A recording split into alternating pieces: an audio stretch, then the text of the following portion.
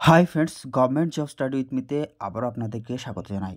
আপনাদের নিজস্ব YouTube channel, যেখানে প্রতিনিয়ত WP, KP, SSC, rail, PSC এবং ডাব্লিউবিসিএস, পঞ্চায়েত এবং অল কম্পিটিটিভ পরীক্ষার general awareness, math, reasoning, English সমস্ত ধরনের ক্লাসগুলি এই ইউটিউব চ্যানেলে আপলোড দেওয়া হয়। যারা এখনও পর্যন্ত চ্যানেলটিতে সাবস্ক্রাইব করেন, অবশ্যই সাবস্ক্রাইব করবেন এবং বেল আইকনটি নক করবেন। আজকের এই ম্যারাথন পর্বে, যেখানে আমাদের সিরিজ চলছিল ওয়ানলাইনার হিসেবে, আজকের ক্লাসটি option with questions and extra information related হবে, যেখানে মাত্র 30টি কোয়েশ্চেন থাকলেও অনেক এক্সট্রা ইনফরমেশন এই ক্লাসের মধ্যে দেওয়া হবে। যারা এই চ্যানেলটিতে ক্লিক করেছেন তাদেরকে আবার একবার স্বাগত জানাই এবং ক্লাসটি শেষ পর্যন্ত দেখার অনুরোধ রইল। একই সাথে লাইক এবং শেয়ার করতে ভুলবেন না। আর একেবারে সবথেকে বড় রিকোয়েস্ট সেটা হচ্ছে অবশ্যই সাবস্ক্রাইব করবেন। আপনাদের নিজস্ব YouTube channel government job study with me সর্বদা আপনাদের সাথে রয়েছে, আপনারাও সহযোগিতা করবেন। তো দেরি না করে আজকের সেশনটি শুরু করা যাক। আজকের সেশনের ফার্স্ট কোয়েশ্চেন, সাতপুরা রানী নামে কে পরিচিত?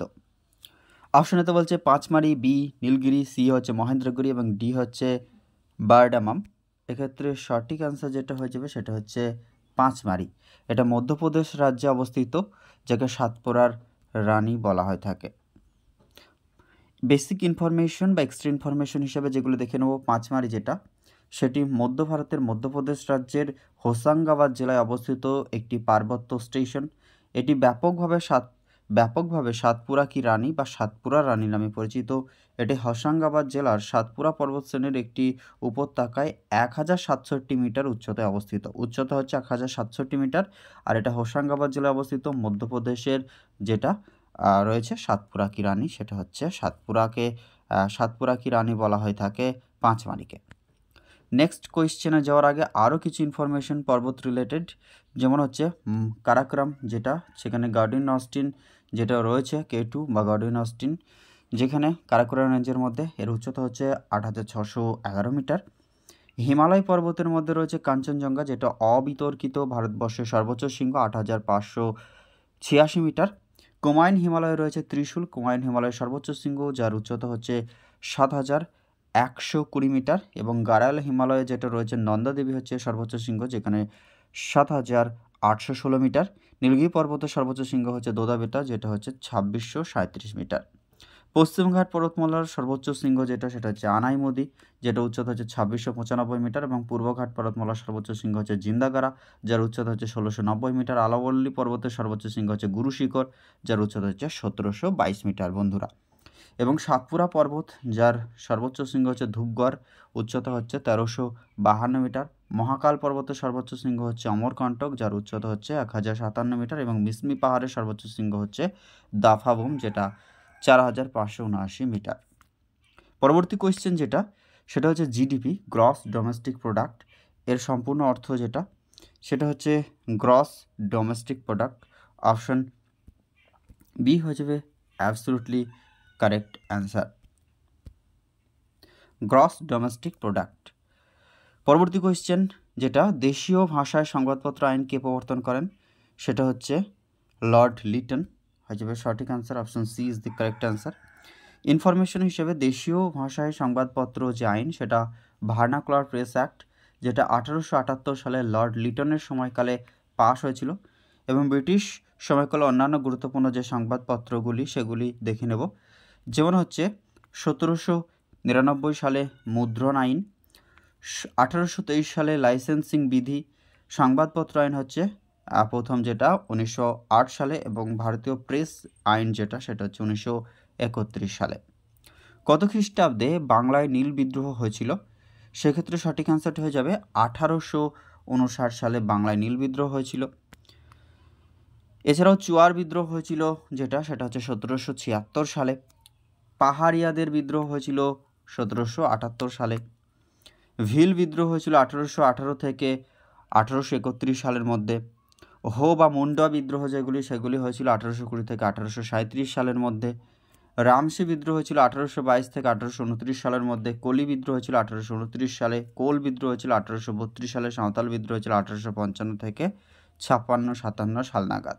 এছাড়াও হচ্ছে রামসী বিদ্রোহ 1822 থেকে 1829, কল্লি বিদ্রোহ বললাম 1829, কোল বিদ্রোহ 1832, খণ্ড বিদ্রোহ যেটা 1837 থেকে 1856, মুন্ডা বিদ্রোহ ছিল 1899 থেকে 1900 সালের মধ্যে।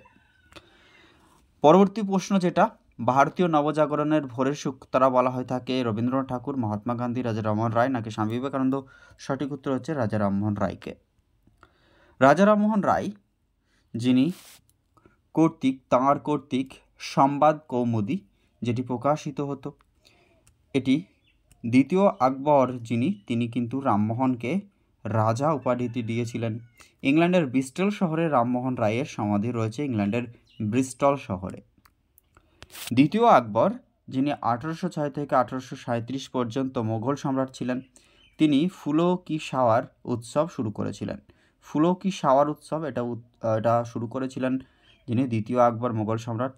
তিনি 1806 থেকে 1837 সাল পর্যন্ত মোগল সম্রাট ছিলেন এবং তার সমাধিস্থল মেহরুলির কুতুবুদ্দিন বখতিয়ার কাকির পাশে রয়েছে। ইংল্যান্ডের ব্রিস্টল শহরে রামমোহন রায়ের সমাধি রয়েছে। নেক্সট কোয়েশ্চেন যেটা, এটিএম এর পুরো অর্থ হচ্ছে automated teller machine. Option B is the absolutely correct answer, এক্ষেত্রে অটোমেটেড টেলার মেশিন। পরবর্তী দেখে নেব বেশ কিছু অ্যাব্রিভিয়েশন। সিবিআই হচ্ছে সেন্ট্রাল ব্যুরো ইনভেস্টিগেশন, সার্ক হচ্ছে South Asian Association for Regional Cooperation, SMS হচ্ছে শর্ট মেসেজ সার্ভিস, এসটিপি হচ্ছে hyper text transfer protocol, NATO হচ্ছে নর্থ আটলান্টিক ট্রিটি অর্গানাইজেশন। পরবর্তী কোয়েশ্চেন, চিল্কা হ্রদ হলো কি? নোনা জলের হ্রদ, স্বাদু জলের হ্রদ, বর্ষাকালে স্বাদু জলের হ্রদ, গ্রীষ্মকালে নোনা জলের হ্রদ?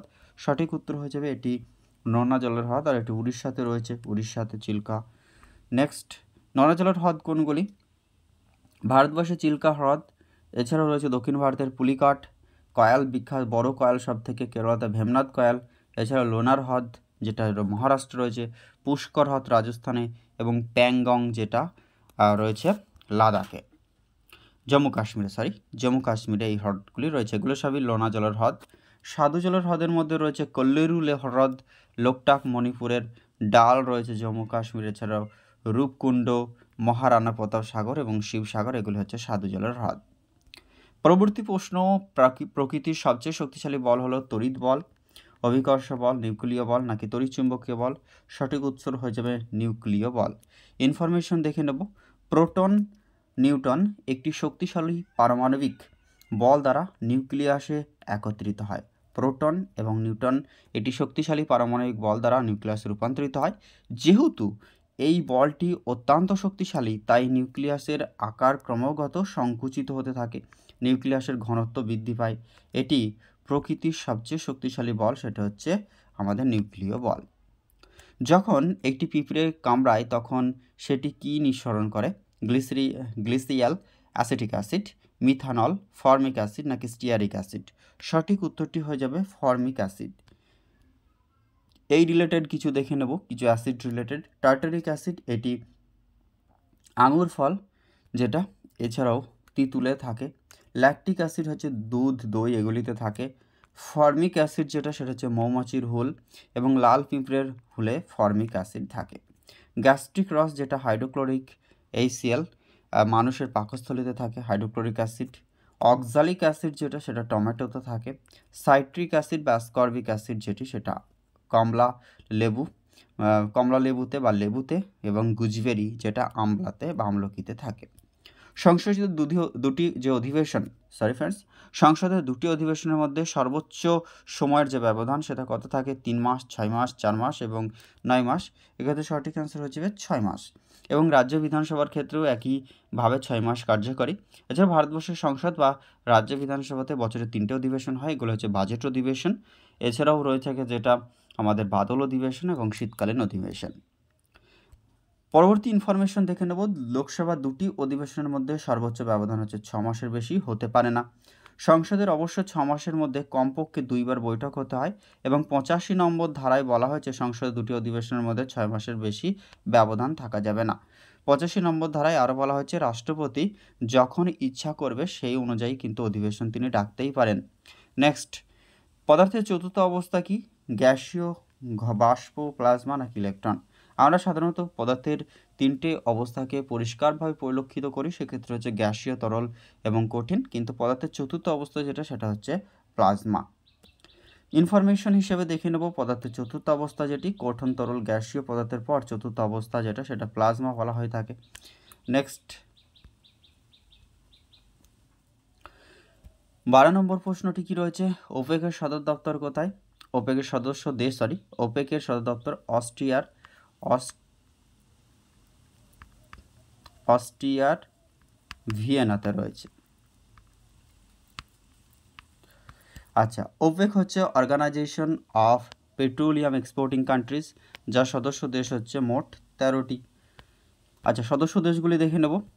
ওপেকের সদস্য দেশ হচ্ছে Angola, Algeria, Iraq, Iran, United Arab Emirates, Kuwait, Nigeria, Venezuela, Libya, Saudi Arab, Gabon এবং ইকুইটোরিয়াল গিনি। তাহলে এগুলো মনে রাখতে হবে, Angola, Algeria, Iraq, Iran, UAE, Kuwait, Nigeria, Venezuela, Libya, Saudi Arab, Gabon এবং ইকুইটোরিয়াল গিনি। এই হচ্ছে 13টি সদস্য হচ্ছে ওপেকের। নেক্সট কোয়েশ্চেন, 13 নম্বর কোয়েশ্চেন, কবে Indian Association for the Cultivation of Science প্রতিষ্ঠিত হয়েছিল? 1874, 1875, 1876, 1877। সঠিক উত্তরটি হচ্ছে 1876 সালে। ইনফরমেশন হিসাবে দেখে নেব, Indian Association for the cultivation of science ভারতের কলকাতায় অবস্থিত একটি বিজ্ঞান গবেষণা ও উচ্চ শিক্ষা জাতীয় প্রতিষ্ঠান। বিশুদ্ধ বিজ্ঞানের বিভিন্ন ক্ষেত্রে মৌলিক গবেষণায় সহায়তা করাই এই প্রতিষ্ঠানের মূল লক্ষ্য। 1876 সালে প্রতিষ্ঠিত হয়েছিল ডক্টর মহেন্দ্রলাল সরকারের সহযোগিতায়। তিনি পদার্থবিজ্ঞানে ভারতের হয়ে নোবেল পুরস্কার পেয়েছিলেন। প্রথম ফিফা যেটা বিশ্বকাপ কত সালে অনুষ্ঠিত হয়েছিল? সেটা হয়েছিল 1930 সালে। 1930 সালে ফিফা বিশ্বকাপ, যেটা যার হেডকোয়ার্টার রয়েছে কোথায়? ফিফা হেডকোয়ার্টার রয়েছে জুরিক শহরে। নেক্সট, আচ্ছা তার আগে দেখে নেব যে লাস্ট যে ফিফা ওয়ার্ল্ড কাপ হয়েছিল 2022-এ জয়লাভ করেছিল আর্জেন্টিনা।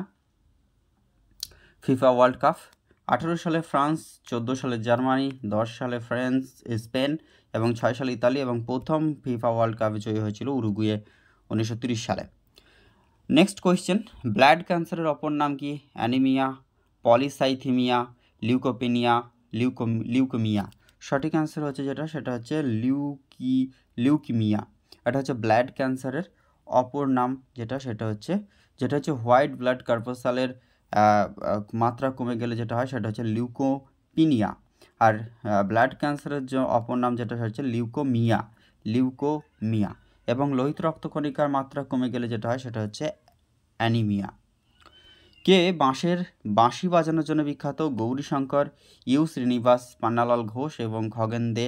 সঠিক উত্তর হচ্ছে পান্নালাল ঘোষ। এছাড়াও বাঁশি বাজানোর জন্য বিখ্যাত হচ্ছে হরিপ্রসাদ চৌরাশিয়া রয়েছেন।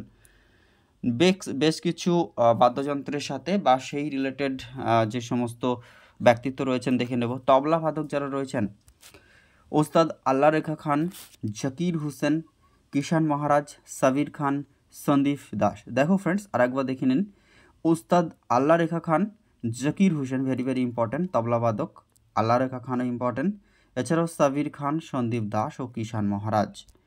পরে দেখে নেব সেতার বাদক রবিশঙ্কর, খুবই ইম্পর্ট্যান্ট সেতার বাদক। বিলায়েত খান রয়েছেন সেতার বাদক, বুদ্ধাদিত্য মুখার্জি রয়েছেন, নিখিল ব্যানার্জি, অনুষ্কা শঙ্কর। বাঁশি বাদকের মধ্যে তো বললাম পান্নালাল ঘোষ এবং হরিপ্রসাদ চৌরাশিয়া। শারদ বাদকের মধ্যে রয়েছে আমজাদ আলী খান, আলাউদ্দিন খান, আলী আকবর খান, বুদ্ধদেব দাশগুপ্ত এবং ওয়াজেদ আলী খান। নেক্সট, বাঁশি বাদক হলো, শারদ বাদক হলো, আচ্ছা এরপরে হচ্ছে বেহালা বাদক এল সুব্রমণিয়াম, টি.এন. কৃষ্ণন, এম.এস. গোপালকৃষ্ণন, এবং সন্তুর বাদকের মধ্যে শিবকুমার শর্মা ও ভজন সুপারি তরুণ ভট্টাচার্য, রাহুল শর্মা। সন্তুর বাদক হচ্ছে শিবকুমার শর্মা, খুবই ইম্পর্টেন্ট। এছাড়াও ভজন সুপারি খুবই ইম্পর্টেন্ট, তরুণ ভট্টাচার্য, এছাড়া রাহুল শর্মা খুবই ইম্পর্টেন্ট। সানাইয়ের সাথে সবথেকে বেশি ইম্পর্টেন্ট হচ্ছে ওস্তাদ বিসমিল্লা খান। সানাইয়ের জনক আলী আহমেদ হুসেন, কৃষ্ণ রাম চৌধুরী, রঘুনাথ প্রসন্ন। বীণাবাদক হচ্ছে আসাদ আলী খান, জিয়া মহিউদ্দিন দাগার। পিয়ানো বাজা হচ্ছে আদনান সামি, উৎসব লাল, অনিল শ্রীনিবাসন। পরবর্তী কোয়েশ্চেন 17 নম্বর, যেটা রাজ্যসভা কতদিনের জন্য অর্থ বিল আটকে রাখতে পারে? সেক্ষেত্রে 14 দিন বা 2 সপ্তাহ।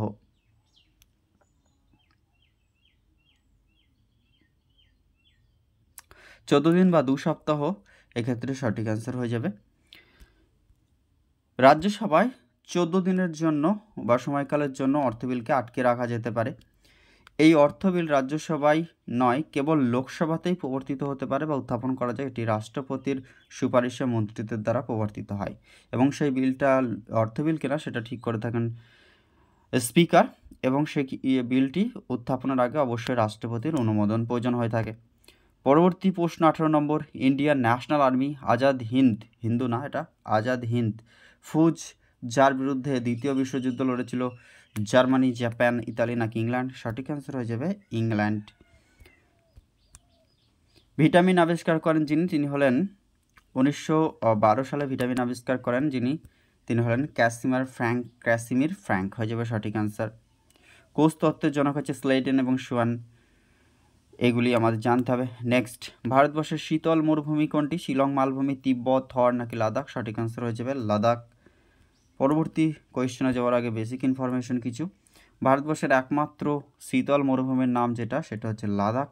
এটি হিমালয় পর্বতমালার পূর্ব অংশে অবস্থিত। হিমালয় পর্বতমালার পূর্বে অবস্থিত হচ্ছে লাদাখ যে মরুভূমি, শীতল মরুভূমি। সোনা যেটা, সেটা কি? সোনা কি কিসে দ্রবীভূত হয়? Hydrochloric acid, nitric acid, aqua regia নাকি অ্যাসিটিক অ্যাসিড? সঠিক উত্তর হয়ে যাবে অ্যাকোয়ারিজিয়া। তো ফ্রেন্ডস, হাইড্রোক্লোরিক অ্যাসিড যেটা, সেটা নাইট্রিক অ্যাসিডের মিশ্রণ। হাইড্রোক্লোরিক HCl এবং নাইট্রিক অ্যাসিডের মিশ্রণটাই হচ্ছে অ্যাকোয়ারিজিয়া, যেখানে সোনা বিক্রিয়া করে থাকে। নেক্সট কোয়েশ্চেন, ভারতের তথ্যের অধিকার কবে পাস হয়েছিল? 2005-এর 15ই মার্চ, 2005 সালের 15ই জুন, 2005 সালের 15ই জুলাই, 2005 সালের 15ই আগস্ট? সঠিক উত্তর হয়ে যাবে 2005 সালের 15ই জুন। দোয়াব শব্দের অর্থ কি? দুটি পাহাড়ের মধ্যবর্তী ভূমি, দুটি হ্রদের মধ্যবর্তী ভূমি, দুটি নদীর মধ্যবর্তী ভূমি, দুটি সমুদ্রের মধ্যবর্তী ভূমি? সঠিক অ্যান্সার হয়ে যাবে দুটি নদীর মধ্যবর্তী ভূমি হচ্ছে দোয়াব, যেটা হচ্ছে রায়চর দোয়াব একটি উদাহরণ। এছাড়াও রয়েছে যেটা আমাদের যে চন্দ্রভাগা দোয়াব রয়েছে। কেন্দ্রীয় সাধারণ বাজেট কোন মাসে পেশ হয়ে থাকে? জুলাই, জানুয়ারি, ডিসেম্বর নাকি ফেব্রুয়ারি? সাধারণত ফেব্রুয়ারি মাসে যেটা বাজেট, সাধারণ বাজেট প্রত্যেক বছর লোকসভায় উত্থাপন করেন অর্থমন্ত্রী। প্রথম কোন ভারতীয় টেস্ট ক্রিকেটে 30 রান করেন যিনি, তিনি হলেন Virender Sehwag. Option C is the absolutely correct answer. 28 March 2004 সালে পাকিস্তানের মুলতানে পাকিস্তানের বিরুদ্ধে একটি ম্যাচ চলাকালীন বীরেন্দ্র সেহবাগ এই মাইল ফলকে পৌঁছিয়েছিলেন এবং মুলতান কা সুলতান ডাকনাম দেওয়া হয়েছিল তাকে। এটিও প্রথমবারের মতো কোনো ভারতীয় টেস্ট ম্যাচে ট্রিপল সেঞ্চুরি করেছিলেন তিনিই প্রথম, যেটা হচ্ছে পাকিস্তানের মুলতানে, ওই জন্য তার নাম দেওয়া হয়েছিল মুলতান কা সুলতান। কলকাতা ফোর্ট উইলিয়ামের প্রথম প্রেসিডেন্ট কে ছিলেন? কলকাতা ফোর্ট উইলিয়াম দুর্গ প্রতিষ্ঠিত হয়েছিল যেটা, সেটা হচ্ছে 17 সালে, এবং ফোর্ট উইলিয়াম কলেজ প্রতিষ্ঠিত হয়েছিল 1800 সালে। কলকাতা ফোর্ট উইলিয়ামের প্রথম প্রেসিডেন্ট যিনি ছিলেন, তিনি ছিলেন Charles Eyre. Option A is the absolutely correct answer. Fort William College যেটা 1800 সালে প্রতিষ্ঠিত হয়েছিল এবং লর্ড রিচার্ড ওয়েলেসলি এর ব্রিটিশ কর্মকর্তাদের প্রশিক্ষণের জন্য কলকাতা ফোর্ট উইলিয়াম কলেজ প্রতিষ্ঠা করেছিলেন লর্ড রিচার্ড ওয়েলেসলির আমলে Richard Wellesley fort William college প্রতিষ্ঠা করেন 1800 সালে, যেক্ষেত্রে প্রথম যিনি ছিলেন আয়ার প্রেসিডেন্ট। মধুর প্রধান উপাদান গ্লুকোজ, যেটা C6H12O6, সুক্রোজ, মল্টোজ না ফ্রুক্টোজ? মধুতে সবথেকে বেশি পরিমাণে যেটা থাকে সেটা হচ্ছে ফ্রুক্টোজ। মধুর প্রধান উপাদান হলো যেটি, সেটি হয়ে যাবে ফ্রেন্ডস ফ্রুক্টোজ। এবং মধু যেটা মৌমাছি দ্বারা উৎপাদিত হয়ে থাকে, মধুর মিষ্টতা মূলত গ্লুকোজ থাকে, এছাড়াও ফ্রুক্টোজের কারণে। ফ্রুক্টোজ ফলের চিনি নামেও পরিচিত। ফলের চিনি নামে পরিচিত, কারণ ফলের বা ফল ফুলের রস থেকেই মূলত মধু সংগ্রহ করে থাকে মৌমাছি, এবং অনেক গাছ থেকে পাওয়া যায় যেটা। 28 নম্বর কোয়েশ্চেন, ক্লোরোফিলে কোন ধাতু উপস্থিত থাকে? সেক্ষেত্রে হয়ে যাবে ম্যাগনেসিয়াম, Mg। ক্লোরোফিলে বা পাতার সবুজ অংশ একটি পরফাইরিন জাত পদার্থ যার কেন্দ্রীয় পরমাণু ম্যাগনেসিয়াম বা Mg, এবং তাই এটি একটি ধাতব জটিল রঞ্জক। রাসায়নিক গঠন অনুসারে ক্লোরোফিলের carbon, hydrogen H, oxygen O, nitrogen N, magnesium Mg এবং লোহা এগুলো নিয়ে গঠিত হয়ে থাকে। ক্লোরোফিল কার্বনে carbon, hydrogen, oxygen, nitrogen, magnesium, লোহা ইত্যাদি নিয়ে গঠিত হয়। ভারতরত্ন পদকটি ড্যাশ পাতার মতো ডিজাইন করা হয়েছে, সেক্ষেত্রে হয়ে যাবে বট, পিপল, চন্দন নাকি কলা। সঠিক উত্তর হয়ে যাবে পিপল গাছের পাতা মতো নকশাটে করা হয়েছে। ভারতরত্ন, যেটি প্রজাতন্ত্রের সর্বোচ্চ অসামরিক বা ভারতবর্ষের হায়েস্ট সিভিলিয়ান অ্যাওয়ার্ড নামে পরিচিত।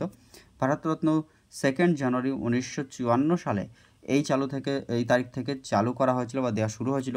ভারতরত্নের প্রথম 3 জন প্রাপক ছিলেন সি চক্রবর্তী রাজা গোপালাচারী, এস রাধাকৃষ্ণন এবং সিভি রামন, যিনি 1930 সালে ভারতবর্ষে ফিজিক্সের জন্য নোবেল পেয়েছিলেন। এবং সর্বোপরি রাধাকৃষ্ণন হচ্ছেন ভারতবর্ষের প্রথম এবং দ্বিতীয় রাষ্ট্রপতি, এবং চক্রবর্তী রাজা গোপালাচারী হচ্ছে স্বাধীন ভারতের শেষ গভর্নর জেনারেল, শেষ ভাইসরয়, এবং যিনি হচ্ছেন আমাদের পশ্চিমবঙ্গের প্রথম রাজ্যপাল। এছাড়াও দেখে নেব যে 2019 সালে কারা ভারতরত্ন পেয়েছিলেন। প্রণব মুখার্জি ভারতবর্ষের, যিনি হচ্ছেন 13তম রাষ্ট্রপতি। এছাড়াও নানাজি দেশমুখ পেয়েছিলেন, ভূপেন হাজারিকা, যিনি আমাদের বিখ্যাত সঙ্গীতকার। এছাড়াও আমরা 2024 সালেরগুলি মনে রাখবো। 2023-24 সালে যাদেরকে দেওয়া হয়েছে ভারতরত্ন, যাদের নাম ঘোষণা করা হয়েছে: বিহারের প্রাক্তন মুখ্যমন্ত্রী